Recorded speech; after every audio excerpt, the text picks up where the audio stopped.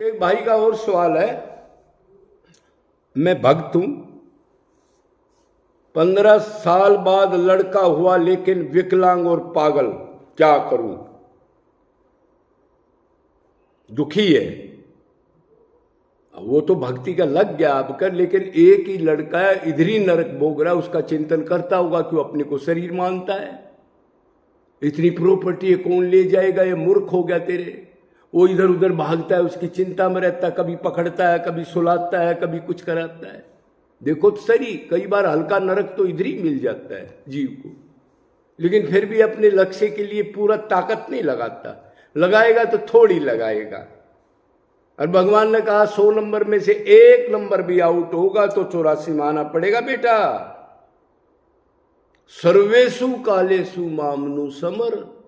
ये नहीं 20-100 माला कर ली, 10 घंटे 20 घंटे भक्ति कर ली, 4 घंटे गद्दारी मक्कारी में मन को घुमा दिया। ये नहीं चलता इधर। अपने मन मर्जी के ज्ञान जो गुरु कह रहे, अब 10-10 माला कर लो, घर का काम करो, मैं आपको गोलोक दे दूंगा, मेरी गारंटी है। ऐसे नहीं है, ये झूठ तूफान। सर्वेशु कालेशु मामनो स्मर। तो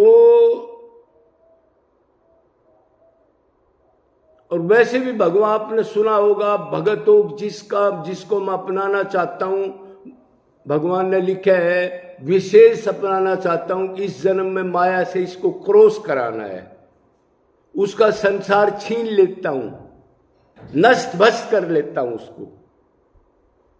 अगर उसकी मान सम्मान की इच्छा हो तो उससे बदनामी करा दूंगा, धन को छीन लूंगा, और ये रोग भी लगा दूंगा ताकि शरीर की अकड़ भी निकल जाए। ये लोग समझते नहीं है भगवान की भक्ति में। अब भगवान की भक्ति करे तो मेरे को दुखी ना आए।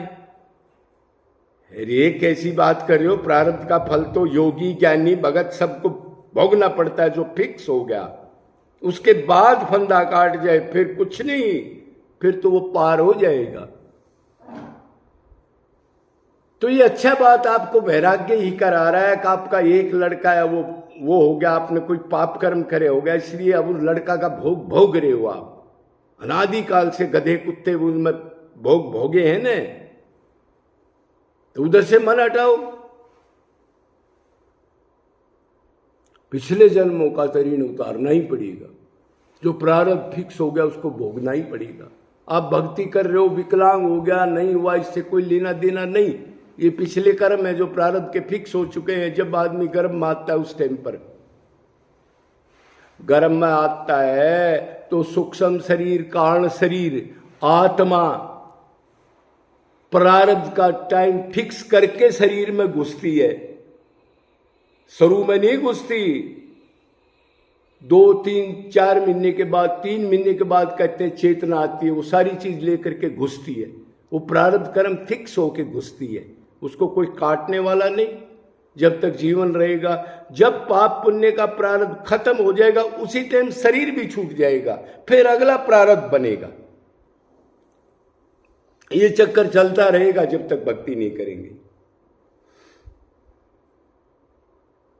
और देखो, हम अभी इन शरीरों से दुखी हैं। कैसे हम देखो आसपास के हमारे यारे प्यारे रिश्तेदार 50-60 के बाद कितने दुखी हैं। पैसा भी है, डॉक्टर का चिल्ला रहे हैं। कितना ही पैसा हो, आप क्या करोगे? शरीर के कष्ट को कैसे नाम करोगे? तो ये सोचो, जब अभी हम दुखी हैं तो फिर इन योनियों में कुछ भी नहीं होगा। कोई डॉक्टर नहीं होगा, कोई पुलिस नहीं होगी, कोई बंदोबस्त, कोई कमरा नहीं, लत्ते नहीं, कपड़े नहीं। ये भी तो सोचो। तो अब की बार ये विकलांग है कैसा? अब तो भक्ति करो ना, ये आपका नहीं है। आपने तो अपना काम करना है। अभी आप मर गए तो भी ये भोगेगा जो आपके साथ ये लगाया गया है। इसको धर्म मत मानना। अब महाराज ये पागल है, मेरा ये भी धर्म है ना, कहीं पड़ जाएगा, गिर जाएगा, तो फिर भक्ति क्या कर रहे हो? इसकी भक्ति कर रहे हो या कृष्ण की भक्ति कर रहे हो?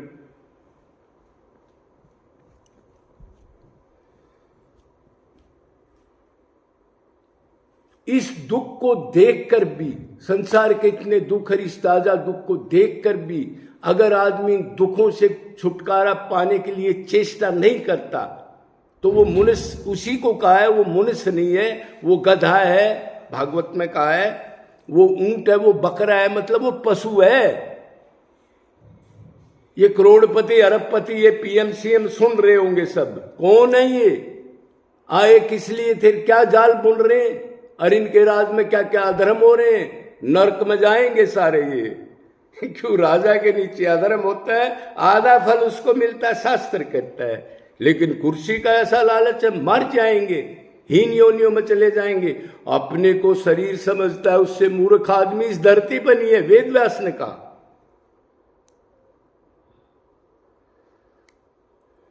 और गुरु ने आपको बताया होगा कि आप तो आत्मा हो, फिर आपका लड़का कैसे हो गया ये?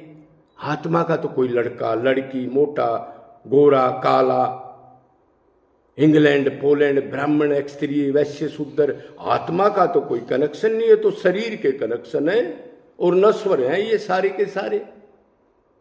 आप तो आत्मा हो, आपका लड़का नहीं हो, प्रारब्ध का भोग भोगेगा। आप तो अपनी भक्ति करो और भगवान ही आपके लड़के, भगवान ही सब कुछ है। इन दुखों को देख करके अपनी प्राप्ति कर लो। ये सवाल मत पूछो जी विकलांग लड़का हो गया मैं क्या करूं।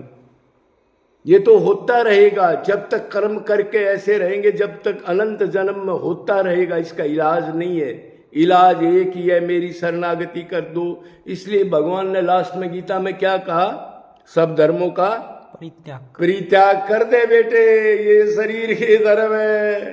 तो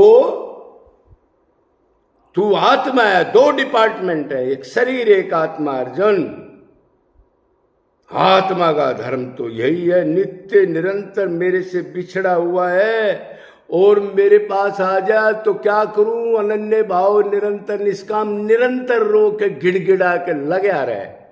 ये मत सोच 10 साल हो गए भगवान नहीं आए, 20 साल हो गए, तो जा फिर गधा उनमें जा, उधर क्या है, वो तो नरक ही नरक है। अरे लगा रहे, तेरा धर्म है ना। इस साथ में जो भक्ति करता है, मेरे पास अभी 5 साल में भगवान खड़े हो जाए, उन सब साधनों का पतन हो जाता है। इसलिए निष्काम भक्ति बताई है, आए या ना आए, मेरे को देखें या ठुकराएं, या मेरा सुदर्शन चक्कर से शरीर को काट दें, या कभी भी मेरे से उदासीन हो जाए, कौन भगत है भाग जाए मैं नहीं जानता, तो भी मेरे प्रेम में फर्क नहीं पड़े, निरंतर प्रेम करता रहे। ऐसे ऐसे टेस्ट होते हैं भक्ति के। कभी कोई ये समझ रहे हो भगवान खिलौना है, बर्बाद होना पड़ता है। आएंगे जरूर, कब आएंगे वो उनकी मर्जी। मेरा तो धर्म है उनको निरंतर सुख देना, याद करना, बस। क्यों? मैं आत्मा हूं, शरीर हूं ही नहीं। शरीर का धर्म तो नश्वर है, आत्मा का धर्म माने धारण करना, और धारण करने वाली चीज तो भगवान है, और तो छुप छूटने वाली है। तो उन चक्रों को छोड़ दो, कौन किसका लड़का है कौन नहीं, आप भक्त हो, आपने गुरु ने ज्ञान दिया होगा, और नहीं तो उस गुरु से अच्छा, नहीं तो और किसी गुरु को ढूंढ लो, ताकि इसी जन्म में फंदा काट दो और निष्काम निरंतर अनन्य यश देवा परा भक्ति तथा देव यत गुरु। जैसे भगवान की भक्ति हो तो गुरु की भी भक्ति करनी पड़ेगी, और निरंतर निष्काम और अनन्य करनी पड़ेगी, और रो के पुकारना पड़ेगा। सीधी सी बात है, कभी भी कर लेना ही लगा करके। तो इधर से निकलो, और दुख तो ये तो रहेंगे प्रारब्ध भोग के, और आगे के लिए फंदा काट लो। इस दुखों को कोई दूर कर दे, मैं भक्ति करता हूं, ऐसा नहीं होता। ये फिक्स वाली चीज है, ये भोगनी पड़ेंगी। बोलो वृंदावन बिहारी लाल की जय।